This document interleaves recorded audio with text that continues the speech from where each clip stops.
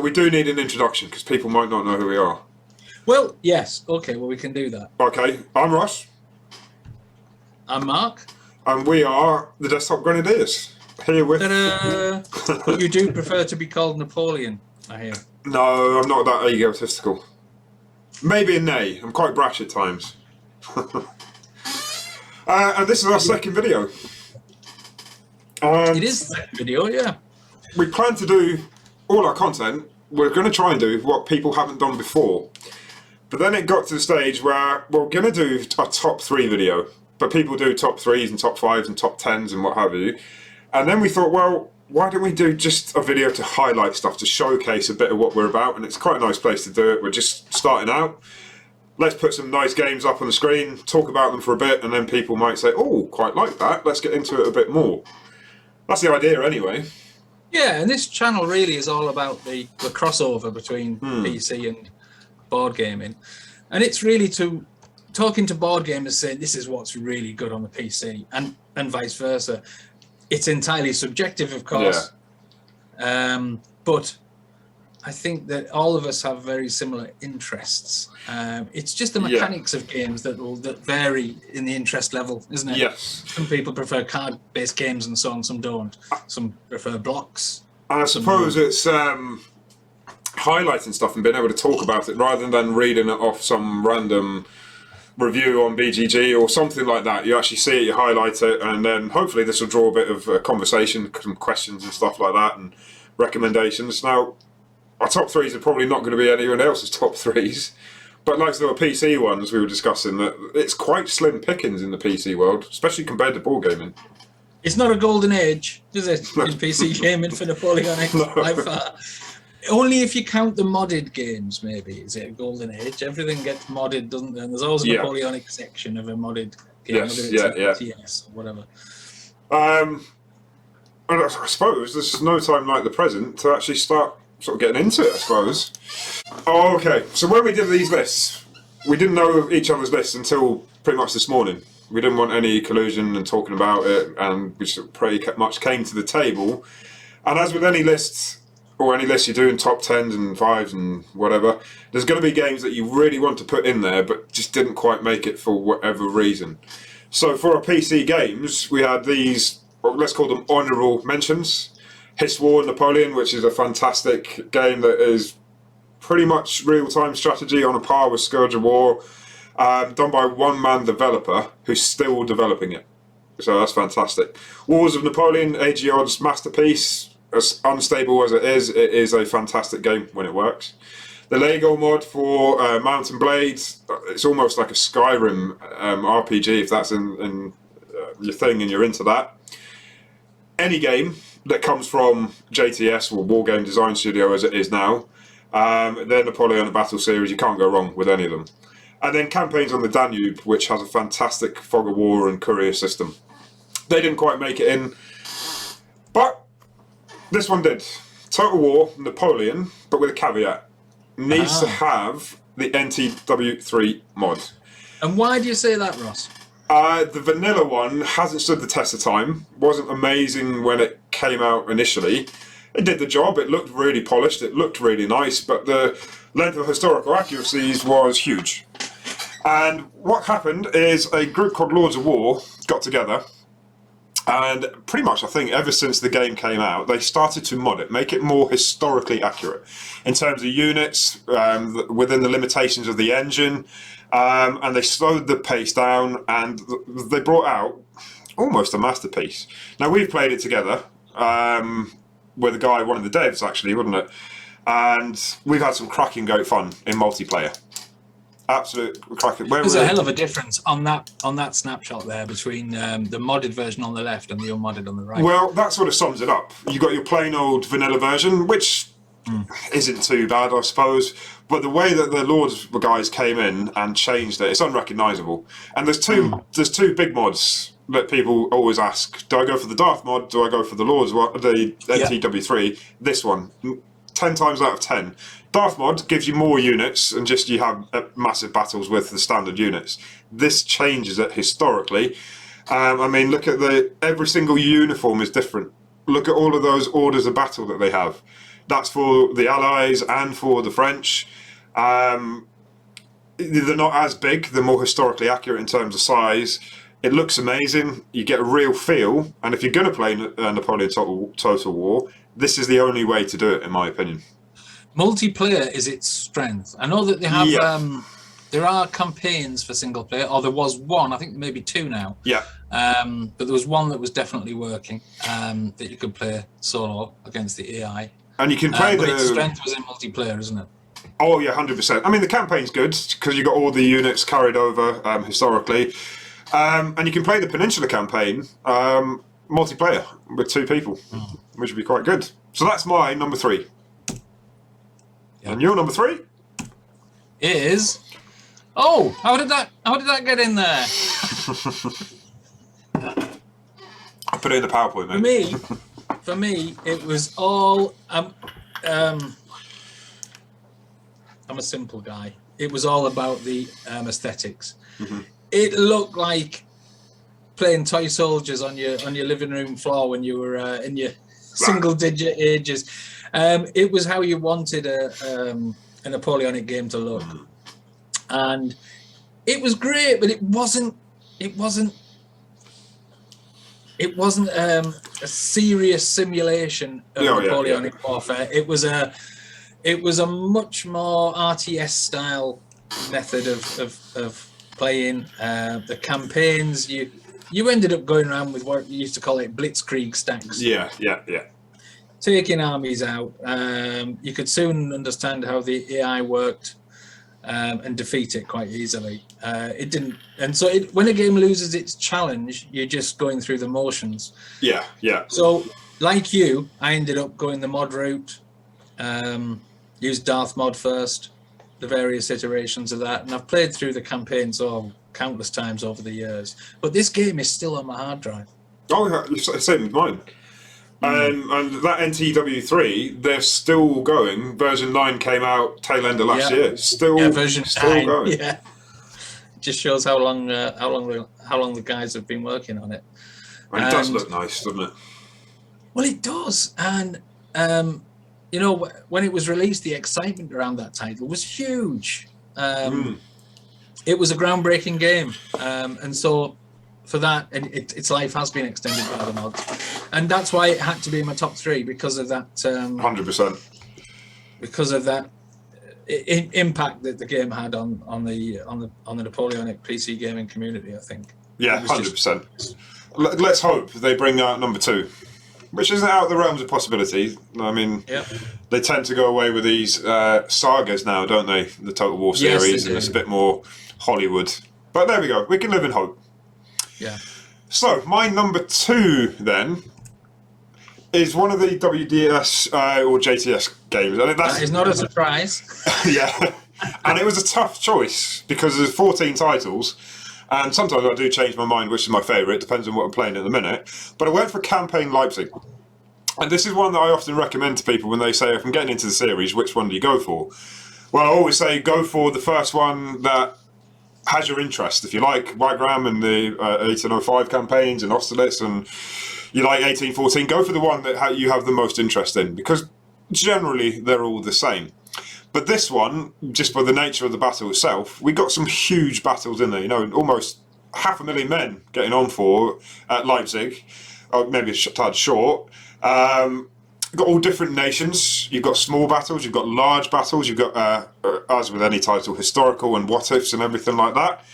And since they listened to the fans, let's say, because everybody used to go on about the graphics of a JTS game. Oh, they're ugly, this, that, and the other. Whereas I'm much more, if it looks nice, it helps, but it's what's underneath, what's in the guts of the game, and what you can get out of it. And one of the best times of wargaming I've had on the PC was actually playing out the full battle. Took ages.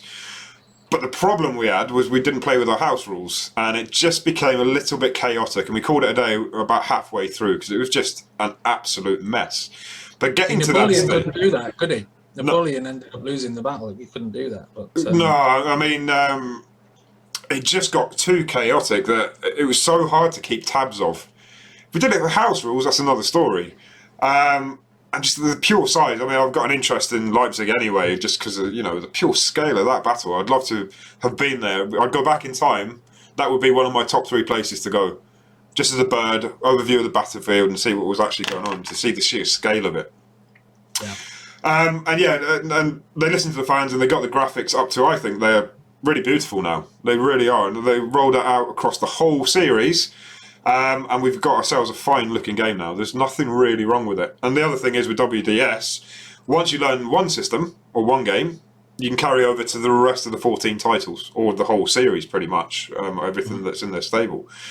So yeah, my number 3 is JTS WDS Campaign Leipzig. A good choice. I think so. And yours? Drum roll, please. Oh, how did that get in there? Well, I'm sensing a theme. Yeah, not far off. For me, I had to choose Waterloo based on a couple of things. Firstly, because the Waterloo campaign is just so huge historically. It had such a bearing on how Europe's future was entwined with the Battle of Waterloo, and we're constantly fascinated by it. And there was another reason for me, and that is that my love for Napoleonics came from playing the original Battleground Waterloo when that was first released in the 90s, with its little 5-second long video clips every time you fired. There was a video clip popped up of skirmishers or line infantry firing and so on. And this, it was groundbreaking. And the 3D graphics, and well, 2D, but it looked 3D. Isometric, I think they're called, yeah. Yeah, and of course that was the forerunner of this, and it led me to join Napoleonic reenactment societies, which changed my life, which I did for about 5 years, traveling all over Europe, killing Frenchmen on weekends. I do apologise for all of our French members watching, but we all used to shoot each other during the day and then drink beer in the bar together on the night. It was very civilised. So Waterloo for me is just the iconic battle, and of course it comes with all the different battles from the campaign. So if you don't have the time to play the full campaign, you can choose smaller parts of it, or the Battle of Quatre Bras and so on, which is a meeting engagement. But what they've done with this now, WDS, with the gorgeous looking maps, look at that. That is nice, isn't it? Hell of an improvement, I have to say. Modded units on top with the grass bases and so on. It just looks absolutely amazing for these type of hex and counter games. It looks great. It's never going to match a 3D RTS or a Napoleon Total War, but that's not what it's designed to do. And they're constantly updating it for free. They are, yeah. There's a lot of feedback taken on board by the designers, and they are updating things as they go. And it's just, I'm still playing it. I think I first got it. When did it come out? 96, 97, something like that. Probably would have been, yeah. Still playing it. So a salute to our fallen hero, Sir John Tiller, as I like to call him. Yeah, you've left us with a fantastic legacy. You've made so many people happy. The lads, Rich and the team are doing such a great job keeping WDS going. 100%. So this had to be my top 3. Right. Imaginary drum roll for number 1, and no surprise, those that have followed the page for the 2 years or so that I've been going, or we've been going, it has to be Scourge of Waterloo. Nothing. It wasn't even a close one. This is miles and miles ahead, in my opinion. It is real time, and people think, well, no, I don't want anything to do with real time, but it's not played at a real time strategy pace. It's not frenetic. And if you want to, you can sit in the saddle as Napoleon or Wellington or any of the corps commanders and just press a couple of buttons and issue courier orders. Add to that, if you want to get really realistic, you can't see anything on the battlefield that your commander can't see. So you will have to physically ride over to the left wing to have a look at what the Nassau troops are doing, for example, at Waterloo. The scale of it is incredible. I used to think it was a 1-to-1 scale, but it's not quite. But you could easily have 80, 90,000 little pixel trooping. I mean, look at that screenshot. I'm sorry to interrupt you, Ross, but that screenshot is fantastic, isn't it? Look at the action. And I love the style. It has its own charm. It's not. It's these sort of cell shaded drawings or whatever you want to call them. I'm not entirely sure, but that's how they managed to get it into an engine, not having gleaming graphics. but it just looks fantastic. It has its like pastel shading. All the uniforms are correct. The flags are correct. The maps are huge. That gives you an idea just of Ligny how many troops are actually on there, and they're all nearly represented. They were all dead on that one. It's just epic. Excuse me. But the other thing is, I mean, you can see some Austrians there for a Scourge of Waterloo. The Kriegsspiel mod has to be added. It's a free mod by a lot called, not Dogs of War, can't remember now what they're called, that's bad. But it's a free mod that adds nearly every order of battle from the period, apart from, annoyingly, 1813 and 1814. I would love that to be in there. I'd pay for that to be in there. And loads and loads and loads and loads of new maps. So the possibilities are limitless, and you can have division standoffs, you can have corps, you can have army standoffs where the whole map is just full. And the amount of content that you get in that mod more than doubles what's in the original game. It has a steep learning curve. I mean, look at the cavalry at Waterloo. It's just absolutely crazy. It does have a steep learning curve, but no steeper than a game of this sort of caliber. That it's just a little bit tricky to get into. But once you get into it, it's actually awe-inspiring. Some of the battles I've had, and you just take a step back and you have a look at the battlefield, you're like, Jesus Christ. It captures a little bit of what it might have been like at that day. Nothing else comes close, in my opinion. Standout number one for me. And the other thing is, I'll just mention, that it's not the cheapest of games, but it's on sale at the moment on Steam, and all the DLCs, Wild Ligny and I can't remember the other one, for cheapest chips, for the price of a takeout meal, basically. And if you haven't got it, get it. And even if you play it once or twice, so be it. But if you get the bug for it, you will not be disappointed. I played this. I think once you've played it once or twice, you kind of, that's it. You get the bug for it. Not going to put it down again, are you? Because the hard part is learning the system, and it's not that difficult. It's like WDS, really. There's just a lot of different things you can do. There's a lot of buttons you can click on. There's a lot of yes. ways. It's just finding your way around, basically. And if you play by the courier system, you know, it's perhaps a little bit more difficult. And the headquarters in the saddle mode, as they call it. Still playing it. I cracked out the other day. I think this is one of the first things that always go on my hard drive when I get a new computer or something. Straight in. Yeah. And that's mine. Nice choice. Thank you. And yours is... Final one. Oh, good me. Brother from another mother. Yeah. Copy and paste, mate. You just copy him. As we said, slim pickings. This was my number one for a couple of reasons. The first reason was I treated the number one as what game would I take on a desert island that I can replay again and again and again, that has that replayability value across vast amount of scenarios.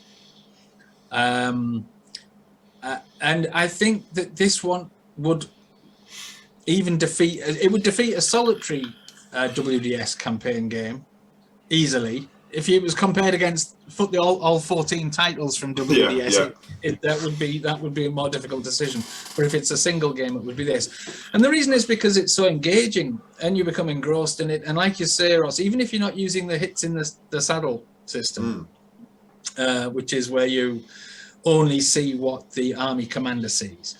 If you're using a system where you can zoom out to a certain level and find out what's going on the battlefield, you can still use the order system. So you're sending an order via courier to a divisional commander on your far left flank to advance at a certain time to a certain location to attack or defend or probe. And that's ground-yard level. You don't know how quick he's going to move. You don't know how. Or if the order gets through.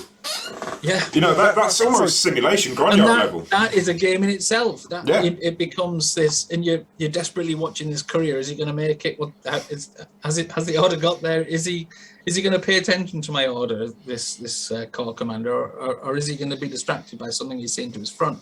And that gives the game a longevity and a kind of dynamic excitement that I haven't seen elsewhere. Yeah. At all. Full stop. Don't get in with Total War. Not at all. Nothing else comes close to that. Yeah. On the PC. And that for me is the clincher. Graphically, it's great. It could be better, but these games will get better in 10 years' time. It'll be photorealistic, probably. They seem to have gone very quiet, though. Yeah. There's nothing from No.2 soft development. We'll have to try and get them on. I might reach out to them. Please, just tell us that you've got 1812 or 1813 or 14 coming out. Yeah. So yeah, a fantastic system. Highly recommend it. It's worth spending a couple of hours playing around with the system, getting used to it, making mistakes and so on. I came to the Waterloo version from having the American Civil War versions because they also do ACW. There's Gettysburg Campaign, Antietam, and they were similar. So the part over to Napoleonics was quite easy for me. Yeah. But you've got to put some time and effort into it. But I've been playing these games for about 10 or 11 years. Highly recommend them. Highly recommend them. Perfect. So that's our top 3 then. We're pretty much the same across the board there. Napoleon Tour de War, but with the NT3W mod. Yeah. DS, we just chose 2 different titles. The whole series could have been in there, to be honest, just depending on what mood you're in and what you've been reading. And then Scourge of War, for me, stand out number 1, and it sounds like it was for you as well. So we're going to move on to board games then. And again, do the same format. And again, when we tried to come up with a list, we both had ones that we wanted to be in there, but couldn't be in there. And there's some classics there. Now, I haven't played all of these. Some are grail games that one day I will find 8 players or 7 other players to try and play it. Yeah. And the likes of Empires in Arms, which has another mod, which is a brand new game in itself. Empires in Harm takes it to revolutionary France, so Napoleon might not even get through the revolution, for example. Yep. Legion of Honor, that's a fantastic card-driven RPG game. A really nice narrative. You can play it solo very easily, and as long as you've got a good imagination, you'll get a lot of mileage out of that game. Even better with friends. Just got to find somebody to play it with. That's the trouble with board games. That's like Napoleonic D&D. Sort of, yeah. It's not quite as abstract. You can have a really honourable character, or you can have a rogue, and you get married and get up to sort of a corps commander and whatever. Napoleon against Europe, nice strategic game, lovely looking game. You suggested this one, La Bataille. Just again, that's a bit of a La Bataille system game. because I mean it's the how would you describe it? It's the pinnacle of Napoleonic board gaming. That system. Yeah. And Moscow is one of the top games in the La Bataille system. If you don't know anything about Borodino, yeah. If you go to labataille.us, I think it is, you can download all the rules systems, look at years and years worth of content. Well worth checking out, but highly complex. Yes, yeah. But it's worth it. One day I will maybe get that probably. And the last one was Field Commander Napoleon from DVG, who do a lot of high quality games that can play relatively solo. And this is a standalone solitaire one. Really nice components, really big, heavy box, lots of different maps, and you can basically do all the way from Egypt up to Waterloo. The only reason it didn't make mine is it's a little bit abstract for me. Once I got into it more and more and more, it fell behind the wayside. Not that it's a game, basically, rather than a simulation. That would be what to say. But really, if you can find it relatively cheap, I would recommend getting it as an entry-level game. It is quite good. Field Commander Napoleon teaches you less. It teaches you a little about Napoleonic tactics, but to succeed in each campaign, because it features 7 or 8 of the Napoleonic campaigns, there's a way to do it. Yeah. And it teaches you the way to win, and that is not the same as Napoleonic. No. And if you can get past Egypt, then you're doing all right. I remember that first. Yeah, that was tough. Anyway, my number 3 then is Command and Colours. Sorry to our American friends, that's the way we spell it. Napoleonics from GMT. It's a block game with big hexes, and the scale of it depends on the scenario you're playing. It's quick, it's fast, it doesn't try to be a simulation. It's got just enough there to make you feel like you're a commander on the day. You sort of split up the board into a right wing and left wing in the centre. You draw cards, the cards tell you what you can do, so you can't have any major grand strategy and everything, but it's very simple. It's a very nice entry-level game, and this is what got me in a big way into board gaming was through Commands and Colours Napoleonics. I mean, the blocks are really nice. I'm one of the weird ones that likes putting all those stickers on with tweezers. It's really therapeutic. Some people don't put them on the reverse side, so you can have a bit of fog of war and what have you.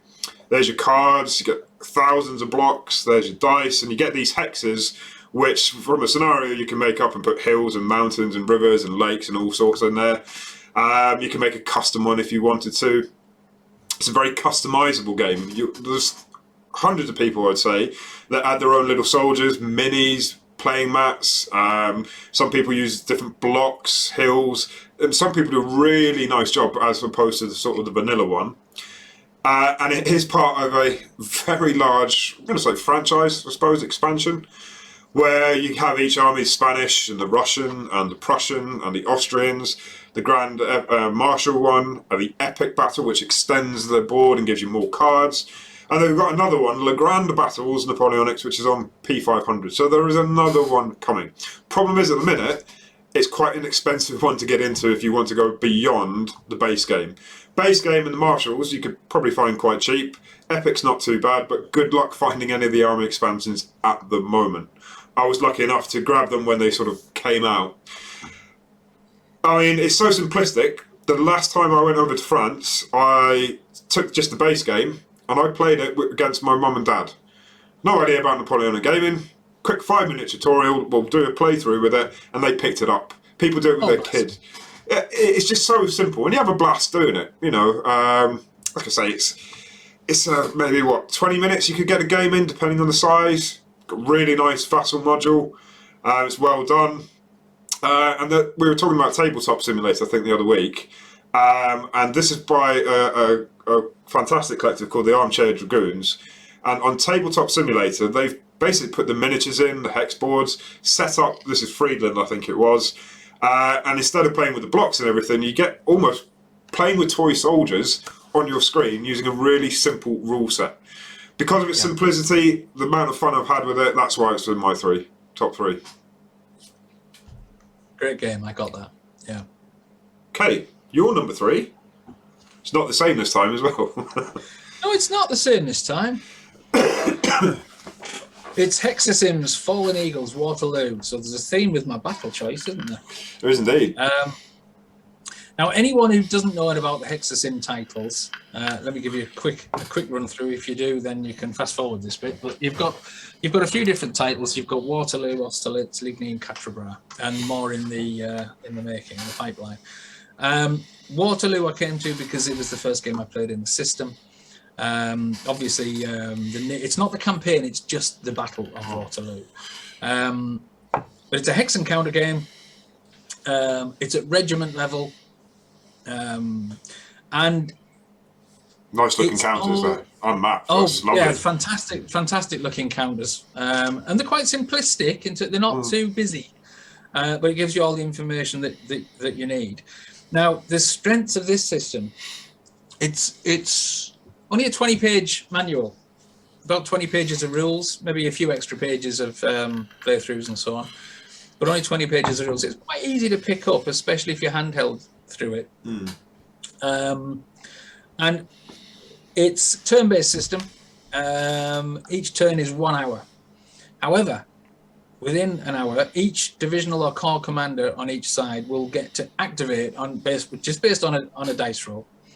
So it's randomized to an extent, and they can activate up to 2 times in 1 hour. So it's really kind of 30-minute turns rather than an hour. The beauty of that activation system is akin to chip pull. You're not sure exactly who's going to get to go when. So although you're looking at this huge busy battlefield with loads of different divisions and corps units and regiments in reserve and so on, you can only move one of these units at a time. Not one counter, I mean one formation. Yeah. Which gives you that randomness factor that no 2 battles will ever be the same. You could push with Picton's 5th Division forward against Erlon's 1 Corps twice in a row. You might then be lucky enough to own a card. It has tactical cards You don't get to play many of them in a game, only Yeah. one per turn.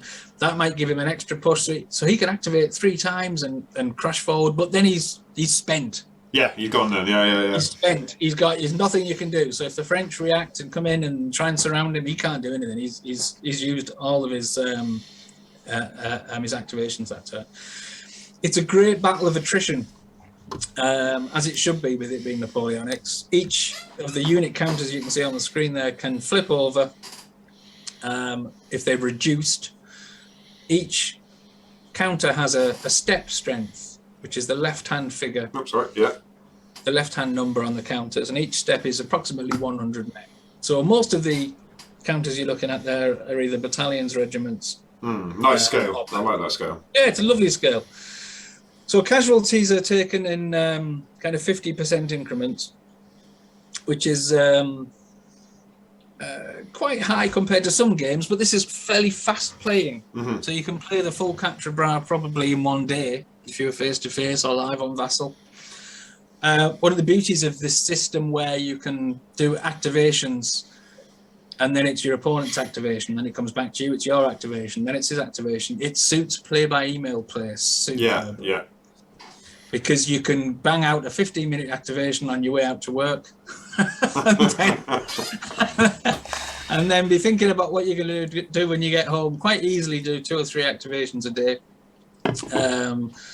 And it keeps that continuity going, where you're not having to face moving everyone in one go and it taking you 2 hours and thinking and rethinking and so on. It's fast and furious.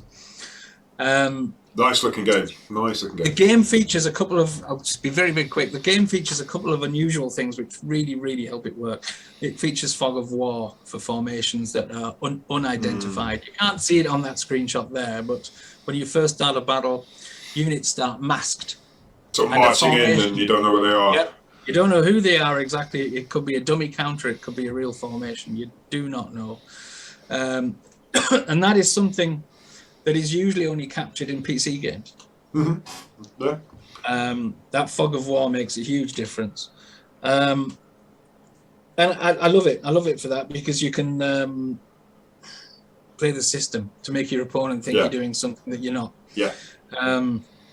Also, it features orders, which is not unknown in board games. Quite a few Napoleonic board games features orders, but this order system is very, very simplistic. You give a geographical location order to a certain formation or a defensive order. You can change the orders, but not easily. It takes a little bit of time. So once you've given that order, if you suddenly change your mind, you're trying to react to something, it's going to take you some time to do that, as it should. Yeah. A bit like Scourge of War that we were talking about on the PC. We're sending couriers backwards and forwards. It simulates that.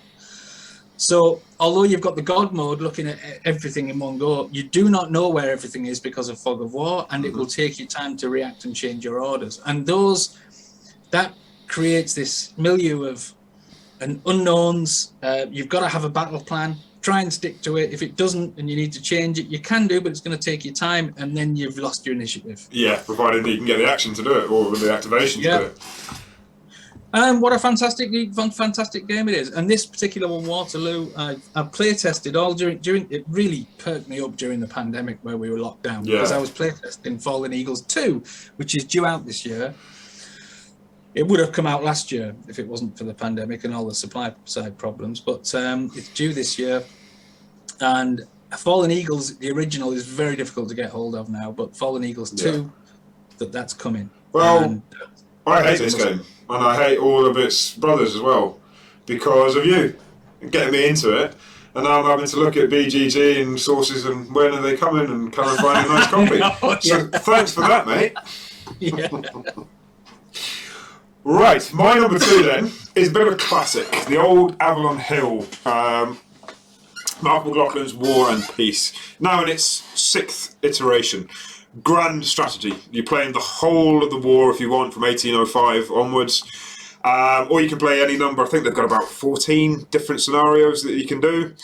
And as soon as I opened it, even the box art I saw and the size of the box, and I opened it up and I was in love with it. I think it's got one of the nicest maps. I'm being a bit shallow here with components, and it is nice and how it looks. But I do like a good map in games. Always have. and this is one of the nicest ones. Big 2 parts. Need a big table for it. But it's really, really well done. And the 5th and 6th edition are pretty much the same. The components, the counters, and you have these sort of steps, if you like, and they're about 5,000 men, a couple of thousand cavalry, or the vessels are about 6 ships. And I'm going to use that word again. Some people don't like it because it can be a little bit sandboxy, especially when you start from the beginning. There are certain events and things that try to keep you on track as to the historical version of it. They used to get a bit of stick for rules, and not that they were badly written, but things were omitted or they were a little bit ambiguous. So they clarified that with the 6th version and did a lot of examples of play and things like that. Each phase has attrition, it has alliances, reinforcement, your combat, supply, and you build up your army, almost like super stacks, like we were saying we don't like to do, but I quite like that abstraction in this game because it's well done. It's not following a path which is just purely wild, because it does try to draw you back into the historic events that actually happened during the time. And whilst I've only played, I'll admit, only one scenario, this is on my Grail games, and I will put this to the table. We were just talking about this before, maybe setting up a vassal of it, because of all the strategic games that are out there, Empires and Harm, whilst I want to play it, it's very unrealistic. Napoleon against Europe, played that, wasn't too bad. Nations in Arms is another one that is quite nice, but this one is the one that drew me in, just because of the fact plays quite simple, the components look fantastic, and yeah, it's just a good game. It's a good strategy game, and if there was only one I had to take from this period, it would be War and Peace. Yeah. So that's my one. It's a game I haven't played, but I want to play. It's on my list. We'll get there. We'll get there. Yeah, we will. And that leads to your number 2, which is War and Peace. No, it's not. Oh, look at that. It's another Hexazine Eagles title, Austerlitz. And the reason this one came above Waterloo is because the Battle of Austerlitz, everyone who's into the Napoleonics knows a little bit about the Battle of Austerlitz. This game features a lot more manoeuvre, and it features the early morning fog. Therefore, the options in the Battle of Austerlitz are so much greater for surprise encounter, for meeting engagements on parts of the battlefield that didn't happen historically. It's a large game, and the fog of war is superb, second to none. You just don't know who you're facing until you're a few hours into the battle itself.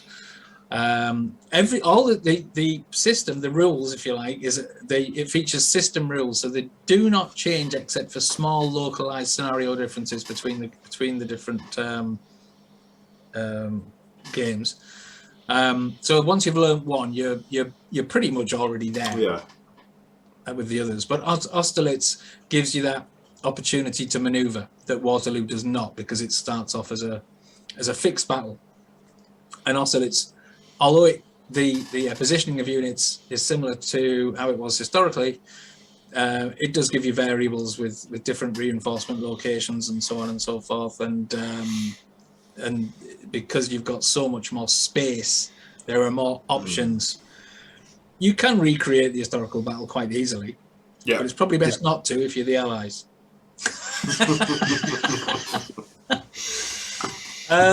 But what a game that is, and I've played this one a couple of times. It's tough as the Allies, but it is winnable, and it's because there's so much thought gone into the victory conditions. Yes, yeah, they're well laid out. That's what it's all about, and that's a sign of a well play-tested title. Yeah, I'd agree with that. Yeah, they're taking the time and they care about it, and it's not been unwinnable. Yeah, exactly. If you look at BGG ratings, Waterloo comes in quite high. It's number 332. Yeah. In War Games, whereas Austerlitz is 220. Oh, it's a hell of a jump, yeah. So it's a hell of a jump, yeah, and it's superior. Having said all that, if you're new to the system, the best one to probably get is Quatre Bras, which isn't on my list, but that's the easiest because it's got the meeting engagements, it's got a lot of smaller battles. It does have large battles in it as well, but it feeds you into it a bit like a kind of step-based. Something tells me if people tune in for our next one, they might actually see that one. Oh, they might, maybe. There's a clue. There's a clue, yeah. So highly recommended. And Austerlitz, I believe, if you search around, you can still pick up copies of that. Definitely worth a look. Whereas Fallen Eagles Waterloo, it's impossible to get hold of at the minute. Yeah. But there are vassal modules for all these titles as well. Perfect. And that's my second choice. So number one then. And my number one again came from a series, and it was hard to pick one, and it was because of my love for the battle itself, and it's the OSE, Operational Studies Group, Napoleon at Leipzig. Big old game. And it's just so well done. I like the system. It's again a system where if you learn one, you pretty much can learn all the other ones. And I like the scope of what Kevin Zucker's trying to do with this series. He's trying to get a game that covers every single one of Napoleon's battles, from start to finish, right to the end. And they're doing it. They had a lot of games out, probably in the 70s and 80s, and new edition upon new edition upon new edition. And the edition that it is in now is just, I think, almost perfection. And each title that you have comes with 4, 5 different battles in it, so it's not like you're just buying Leipzig. This one we've got Lieber Kollwitz, we've got Wachau, Mocken, and Hanau. Components are really nice. The maps, I think, are lovely maps, really functional. They've got sort of almost, Ferrari's maps, the old style. They sort of capture that, or Esposito to a certain extent, and they look really nice on a table. And I like the scale of it. I always sort of think this is almost John Tiller WDS scale, but on paper. So we're talking 500 men, or 500 to 800, 500 meter hexes just short of, an hour turn. It's got fog of war, so counters turn flipped when you're entering. And what a lot of people do is they buy these little poplar sleds, if you like. I've seen these, yeah. And they're quite good. I mean, I played nearly everything solo against myself, just because I've got a good imagination. But if you were to play 2-player, that will add to your fog of war. You don't actually know which units you're coming up against as they approach you. There are certain conditions that you have to reveal them. Makes heavy use of vedettes and scouts, which is a really nice system. You have to scout ahead if you want to see who is where. The order of battle is some of the best I've seen. It's extremely accurate. It's painstaking, the amount of detail it goes into, the level of historical accuracy that they strive for. It's what they pride themselves on. Can be a little bit abstract in the battles, but I think with any battle you play, set piece, without much manoeuvring, it has to have a little bit of abstraction, because we all know hindsight. We've all got hindsight, and the dice doesn't go your way and stuff like that. So sometimes it does go outside a little bit of the historic way things were done, but I think that's just part of gaming, to be honest. And as long as you've got a good imagination, like me, you can always find some reason that dice went like that and somebody retreated when they went the wrong way or something. You can always find a reason for it, just got lost, horse bolted or something like that. Really nice vassal module as well. It does look good. It is, and it's really slick, it's really well done. And if you ever wanted another thing to put on our list, this would be one of them. It doesn't have to be Leipzig. Waterloo is also a very good one, because there's 2 expansions, the Road to Hell and another one. And the map is huge. It turns it into a monster, but at that scale. It's a bit like the Waterloo with WDS we did. It's that sort of size and map. Right. But with counters and the same scale as John Tiller. And I think that's what draws me to it. Nice components. It's a system, you learn it. It's not too bad at all to learn. Rules are, I'm going to say, about 20 pages. All the play aids are nice. If you go on BGG, there's some nice downloads for all of the battle setup and things like that. All in all, a cracking game, stroke cracking series. And your one? I think with that system, yeah, I need to explore the OSG system much more. We'll get into it. My one for now, and my list changes quite regularly. I must have known in 6 months' time it won't be the same. But right now, my number one is Quatre Batailles and Espagne, which is in the Vive l'Empereur series by Didier Roy, and it's available from Legion War Games, who are in the States, but you can get these games in across Europe as well. And the Vive l'Empereur system actually goes back about 20 years across multiple publishers. Yeah. Although you're quite lucky if you can get hold of the older titles now. And it's regimental scale. It's about 300 men per strength point. 250 meters a hex, usually in most of the games. And like a lot of these Napoleonic systems, it's covered lots and lots of different battles. Leipzig, for instance, is available, or was. I think you need to pay about £500 to get a copy of Leipzig now. You can get the Waterloo campaign. That's quite rare as well. But one thing about these games that's different is that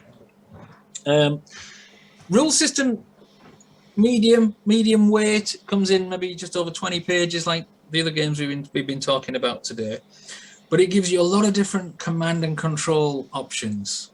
There's about 5 different scales. The designer has created, in your words, Ross, he's created a sandbox with a base system of rules and a lot of optional rules that you can pick and mix for how you prefer your particular style of play to work. I'll make my own mistakes. So, for instance, let me give you an example. You've got all these units lined up. The counters, by the way, look tremendous. They do, They are quite busy. But once you know what everything does, they're very busy. But once you know what everything does, it stays in your head anyway. It's like any system. But you can see there, if you're looking at the infantry at the top left, you've got infantry in line formation. If you look carefully, those little black dots at the top are, viewed from above, infantrymen in line. Yeah. You look below it, you've got an infantry unit in column. So it's the same counter, it's just reversed. So the column shows as a column with the little troops. And they're now not as effective with their firepower, but they're more effective in melee. Yeah. For instance. Historically accurate. Yeah, cavalry. You've got the cavalry in battle line at the top and the cavalry in regular kind of movement formation below. When they're in battle line, when they're charging, in other words, their melee level is hugely increased compared to being caught in kind of road column. You've got artillery limbered and unlimbered. And there's something to be said, for moving a division of infantry up or a division of cavalry up, and then switching the formations on the battlefield into battle line for the hard to do on tabletop. Not often done. Yeah, and it's similar to the old. It makes it a bit more visual. So when you're doing a cavalry charge, you actually turn the counter over into the battle line charging formation, and off they go. And there's something helps to create that narrative. And in this particular game, it's all in the peninsula. You've got 4 battles from the Peninsular War. The 2 big ones are Salamanca, where Wellington surprised Marmont. And actually attacked. He wasn't defensive. He attacked and won. And you've got Vittoria, which was a huge battle where Wellington again attacks and manages to basically have a decisive victory there in 1813. And very large battlefields, lots of different formations. This game can also feature an activation system in the same way as Hexazine, but in the base rules it doesn't. It's kind of move all your units, do your turn, and then the second player moves his and does all his. But it also features an activation system per division or per call, whatever you prefer, and that's the customizability. Now with the command levels, you can start off with no command and control, or you can have basic command and control, which is you've got a divisional commander or a corps commander on the field, and anything within range of his command level, 6 hexes, 10 hexes, whatever it is, can move. Then you can introduce tactical orders. Are you attacking, defending? You've got little widget counters that you place on top of the officer, showing what is the latest order he has. Or you can use written orders. Nice. It's all courier based and so on. So you've got all these different levels of command and control, and then you can add in further optional rules such as fatigue, and this is what makes it great. So you've got a 3 divisional attack against your opponent, for instance. These 3 divisions are attacking. They've been fighting for a couple of hours. They've taken casualties. They're starting to get worn down. They're tired. They're battle fatigued. You've kept a division in reserve, however, who is completely fresh, but your opponent is not. He's all battle worn and fatigued as well. And that freshness of that new division will allow them to smash through and break the morale of that last enemy division who's already battle worn and smash through and rout the whole lot. That's something that you don't see very often. No, you don't. No. That fatigue level. You've got to rest your men if you want them to be successful. And how That's fatigue good. works is very, very simple. Every unit has a morale level. It's the green number, in fact, and all those counters there. And you need to roll that or below to pass a morale check. And you might have to do a morale check because if you've taken casualties or you've taken fire or you want to melee or whatever it is. Yeah. And the more fatigue you take, that morale level goes down. Down. And it goes down 2 points, and it gets more and more difficult to pass your morale check. And therefore becomes easier to break, withdraw, even rout. That's a nice system. That's nice. It's a great system. The only problem with this system that I've found, and I've discussed it at other times with other players, is that I find that the scenario design is not as good as Hexazine's. Right. It doesn't take that much away from me personally. Yeah. Because I'm not a massively competitive player. Yeah. But it might for some. Some of the scenarios are a bit unbalanced. Yeah. Sometimes that is the nature of a battle, though, isn't it? Any historic battle, there are overwhelming numbers and it is impossible. But like you say, if you have well thought out victory conditions in the gaming sense, then it may just been play tested well, and they've actually thought about it. The easiest way to resolve things like that, if you want to play the Battle of Salamanca and you've got a favourite opponent you always play against, you play it once and then you play it again in reverse sides. Reverse sides, exactly. So it's easily resolved. Yeah. Simple as that. Wow. So that, at the moment, is my number one, and highly recommended. It's freely available. It is expensive. It's about £80-90. Not inexpensive on the second-hand market either. But if you find a copy, 4 battles in one, and if it's a good system, that's not bad going. Yeah. So, but it is 4 battles. Yeah. Yeah. All right. Although only 2 of them are really worth playing repeatedly. But that's it. Great system. Totally recommend. Happy days. So we're rolling naturally into the next bit then. Yeah. So I mean, if you got what are your top 3? We'd love to hear it and see what's about. And I dare say there's a lot of crossover, and people have the same, or people just say you're absolutely mental. That's not what your top 3 should be. Or anywhere in between. Well, it's subjective, isn't it? At the end of the day. Yeah. And to be honest, I changed my mind as well. If I was to do this in 2 weeks' time, it's probably going to be different again. Yeah. Yeah. What we did want to say though is a quick thank you to everyone that's been engaging in the group since we sort of changed it and everything, and we really appreciate it. I mean, that's what we sort of set out to do, was just get engagement, people chatting and talking. Yeah, both on YouTube and in the Facebook group. It's there's definitely an interest level there amongst it. We're all thinking the same way, I think, aren't we? Yeah. And, it's great. It's great to see the engagement. I'm, like everyone else here, watching this. I'm a member of so many other groups as well. Yes, yeah. And it's nice though when you're scrolling through your feeds, your social media feeds, instead of all the bad news in the world, when you start to see pictures of people's battles and their thoughts on rules, and it's a distraction. It takes you away from it. Yeah. I mean, we're sort of talking about this sort of just before we started filming and stuff, and I don't know how we got onto it. Was what do you listen to sort of day to day?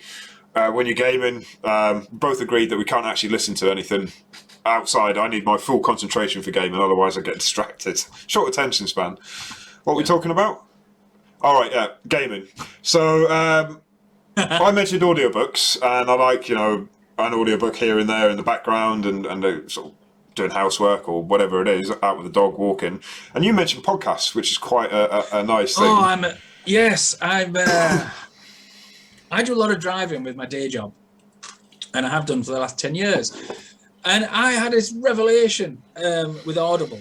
I picked up Audible years and years and years ago, and now I've got hundreds of books on there. But it changed my life, being able to listen to whether it was books, and then it became podcasts, There weren't too many around 10 or 11 years ago. I think Hardcore History was the biggest history-based one. Dan Carlin. I'm completely in the blank here. I'm a blank canvas. Dan Carlin's Hardcore History. Man, that's great. It's not just Napoleonics. In fact, there's no Napoleonics in that. Yeah. But it's fantastic. But as time's gone on, there's quite a lot of wargaming podcasts out there, and there's something for everyone, whether it's tabletop, desktop, miniatures, board war games, PC games. There's something for everyone, and I just thought I'd talk about those for a minute. Yeah, by all means. And you've kindly put some links up there for me at the top, starting at the right hand side. Okay. So we're looking here at Pushing Cardboard. This is a new one, you know. Okay. And I've only listened to the first few. It only started November last year by a guy called Grant. And he's just talking about the war games that he's into, what he's playing. Each episode's about an hour long, but it's good. It's interesting. He's engaging. I don't think you're supposed to click on that. It's come up with an error. Yeah, well, I clicked on the bit that said podcasts. That's all right. But only 5 episodes so far. He's probably worth a listen, and he probably needs some encouragement as well with it being a new podcast. These things aren't easy to get into. That was a disaster, that one. Yeah, don't worry about it. If you click on the next one on Advance After Combat on the right, that's the fella there. Advance After Combat. This is a link through BGG. This one has been going since 2013, I think it is. And man, there's so many episodes of this. And the guys are so entertaining. I can really recommend this. Yeah. Each episode's between 3 and 4 hours long generally. And it's 2 wargaming bros, Dave and Jason, from the Advance After Combat BGG Guild, which is a kind of club they have there. And each episode they have a guest host who is also a member of their guild, their club, if you like, on BGG. And they slowly get more and more pissed, drunk, as they're talking. They're all veteran drinkers, very keen, they're expert drinkers. And they have quizzes,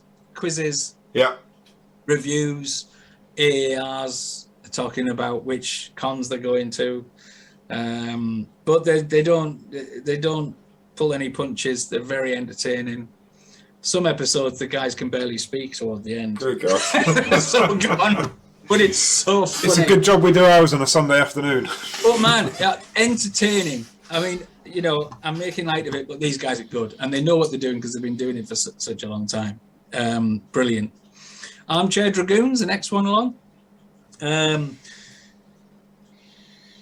You mentioned Armchair Dragoons earlier on. Yeah, with the Command and Colours. Napoleonics, because these guys, what their expertise now is they're doing a lot of these Saturday night fights where they have live playthroughs of games on using Tabletop Simulator. That's not the only thing they do.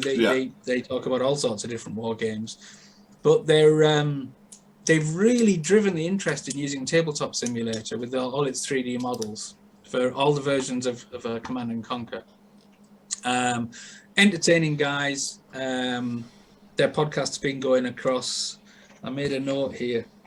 Season 8. Season 8, I think. I think they do 2 seasons a year, so that's not 8 years, it's 4 years, I believe. Yeah. But know what they're doing. They run their own conventions. They're digital conventions. I don't know if anyone's ever attended I saw those. them, They started those during the pandemic.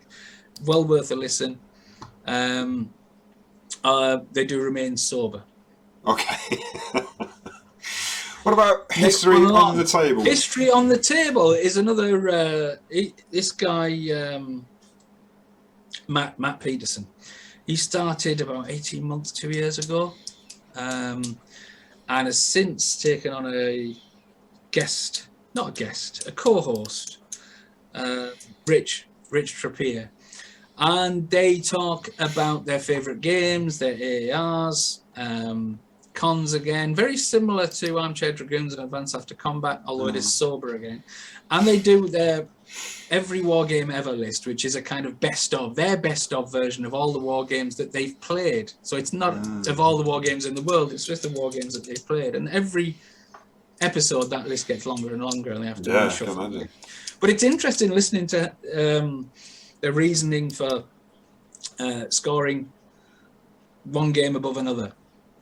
And they really struggle with it, which is quite entertaining to listen to sometimes, because they say that there's no way that game is better than this game. The other one's saying, yes, it is, and I'll tell you for why. But so they really engage with each other, and it's very interesting to listen to. And it's all pure war games, though not obviously just Napoleonics. Perfect. And finally, you've got the Red Coat History podcast, and by a guy called Christian Parkinson, I think he's called, from South Africa. And he's been going for 3 years. He's in his third season. And with it being Red Coat, he's had multiple seasons. Some of them have been, first one I think was on the Zulu Wars. Second one was in the Empire in Africa. And the third season, which is this year, is all Peninsular War. See that, yeah. And they are good. Man, Christian is a true narrative guy. He really gets into it, and he's reading out quotes from biographies from people who were there. He does a YouTube version, which is the same speech, but overlaid over video, where he's using Google Maps, he's using satellite views, he does walkthroughs on battlefields that he can actually reach and so on. And he's talking about the tactics, the strategies. He really gets in deep, and he's very entertaining, very enthusiastic. He's an author, filmmaker, and as you can tell from his very first few episodes doing the Zulu War up until now, that level of professionalism has just gone skyrocketed. I think he's got about 23,000 people watching him now. Good God, yeah. Really good, really good. Well, he's actually going out to the places as well, to the battle sites. Well, he lives in South Africa, so he's for the Anglo-Zulu War, it's perfect. But yeah, highly recommended. Sounds good.